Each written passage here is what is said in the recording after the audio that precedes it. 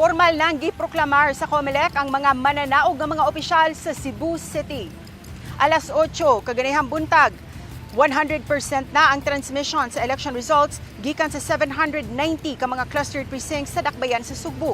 Unang giproklamar ang mga midaug na kandidato pagka-kongresista sa South District mga alas 4 kaganihang kadlaw. Napili pag-usab si re-electionist Congressman Edu Rama batok ka kanhi kongresista Bebot Abellanosa.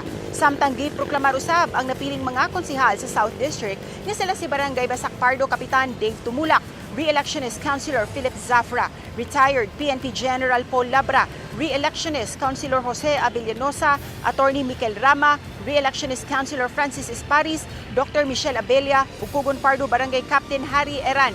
Mga alas 9 kaganang buntag, giproklamar isip mayor ang pambato sa BOPK Archival nga adunay 256,197 votes ug Vice Mayor-elect ang iyang running mate nga si kanhi Mayor Tomas Osmeña nga nakakuha og 233,906 votes.